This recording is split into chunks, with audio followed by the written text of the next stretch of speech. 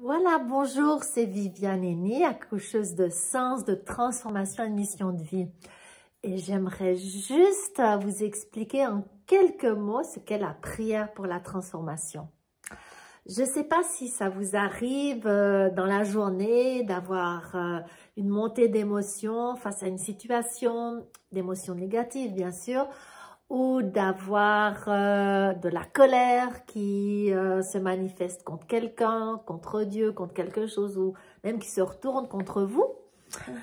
Et voilà, donc toutes ces émotions, en fait, elles sont là pour nous indiquer que nous avons des croyances limitantes et mensongères à l'intérieur de nous. Alors c'est surprenant parce qu'on peut dire, mais c'est tout à fait justifié que je réagisse à cette parole négative ou que je m'emporte contre telle personne qui me fait un croche-pied, etc. Oui, c'est possible, mais ce qui est possible, c'est d'avoir la liberté et le choix de la réaction que j'exprime. Et dans la perspective biblique, la réaction qui est proposée, eh bien, c'est de pouvoir rester dans la paix en tout lieu, en toutes circonstances, dans la non-violence et bien sûr dans l'affirmation de sa propre parole, de sa propre vérité, de ses propres besoins et désirs. Alors la prière pour la transformation, en fait, vous invite, lorsque vous remarquez une émotion négative, parasite, qui vous a traversé, de tout de suite vous arrêter dessus, de vous concentrer, de mettre l'événement qui a déclenché ça de côté, et puis en fermant les yeux, de voir avec quoi votre cerveau associe. C'est-à-dire dans quel contexte il a eu cette première réaction dans votre vie. Alors peut-être qu'il ne va pas vous ramener tout de suite à la première réaction, mais à une expérience de la semaine précédente ou d'il y a 20 ans, ou peut-être justement vous ramener un souvenir avec votre papa, votre maman, votre petit frère ou à l'école, etc. Donc, une fois qu'on a fait ce phénomène qui est tout à fait naturel d'associer une émotion à un événement, eh bien, vous vérifiez ce que vous ressentez là et simplement pourquoi vous ressentez cela, qui va dévoiler soit une conclusion ou petit à petit une croyance souvent mensongère et limitante qui provoque cette réaction d'émotion négative ou qui ne vous donne pas le choix d'avoir l'expression de cette émotion négative, mais d'une façon posée dans la paix et passagère qui ne va pas vous habiter pendant plusieurs jours.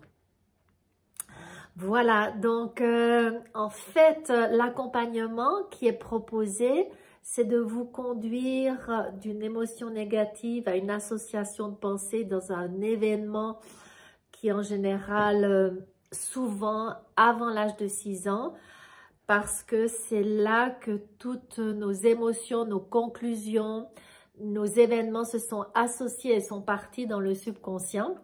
Et c'est pour ça qu'on réagit d'une façon un peu surprenante parfois. Ensuite, de vérifier pourquoi l'on ressent cela dans ce contexte de cet événement, de ce souvenir qui va dévoiler la croyance limitante et mensongère. Et ce qui est merveilleux, c'est que nous pouvons nous ouvrir à l'esprit, confesser cela au Christ, dire qu'effectivement on prend conscience, c'est ça, non pas que ce soit vrai, parce que d'une manière intellectuelle, on ne le croit pas que c'est vrai qu'on ne va pas y arriver, qu'on est moche, qu'on est bête, qu'on est coincé, etc. Mais c'est ce qu'on ressent comme vrai. Et on apporte ce ressenti au Christ pour qu'il dépose sa parole de vérité, une conviction de l'esprit qui va changer cette croyance mensongère ou limitante. Et puis on vérifie si on ressent toujours cela. Et si on ne le ressent plus, eh bien on peut passer à une autre émotion négative. Ou si on le ressent toujours comme vrai, c'est qu'on n'est pas descendu assez profondément dans un contexte qui nous explique pourquoi on croit cela.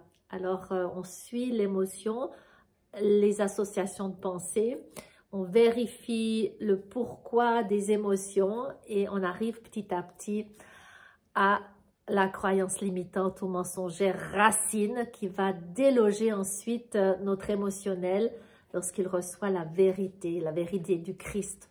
Comme il est dit dans l'évangile de Jean, chapitre 8 et au verset 28 ou 32, je ne me rappelle plus bien. C'est la vérité qui nous affranchit. Ce ne sont pas nos efforts, ce ne sont pas le fait de se convaincre soi-même, de plus analyser, plus parler, plus décrypter. Non, c'est une œuvre de l'esprit de nous convaincre de la vérité. Et dès que cette conviction est déposée, eh bien, le sentiment de liberté, de soulagement s'établit et nous donne plus de possibilités de poser notre parole, nos désirs, nos besoins, d'être authentique avec nous-mêmes et de transmettre ce qui nous tient à cœur. Voilà, j'espère que cette petite introduction va vous aider. Bien sûr qu'il y a les comportements solutions que je n'ai pas abordés dans cette vidéo. Pour faire court, en fait, des fois, on n'arrive pas à se connecter à ses émotions ou se connecter dans l'association de pensée à un souvenir de notre vie parce qu'on a mis en place des comportements solutions pour oublier ses émotions, pour oublier ses souvenirs, pour oublier ce que l'on croit sur soi. Alors, il y a beaucoup de comportements solutions. Le plus typique, c'est de rien ressentir ou de rien se souvenir. Ou un autre, c'est de se mettre en colère contre soi, contre autrui, contre Dieu. Ou encore, c'est pour d'autres d'oublier en fuyant, en allant au cinéma, en buvant, en voyageant, en pratiquant même des prières, etc. Donc, voilà, quand la personne qui a envie de pratiquer le ministère de prière pour la transformation le souhaite, donc je lui expliquerai, on va bien lui expliquer ce que sont ces comportements solutions et comment les traiter dans le cadre de cette prière pour la transformation. Et pour aujourd'hui, je vais vous laisser à votre réflexion si c'est une démarche que vous souhaitez pour vous-même. En tout cas, je suis à votre disposition, viviane.henny, H-A-E-N-N-I, @cepsi, C-E-P-S-I-pleroma, P-L-E-R-O-M-A.org. Et Viviane avec un N. Voilà, à tout bientôt et plein de bénédictions. Au revoir.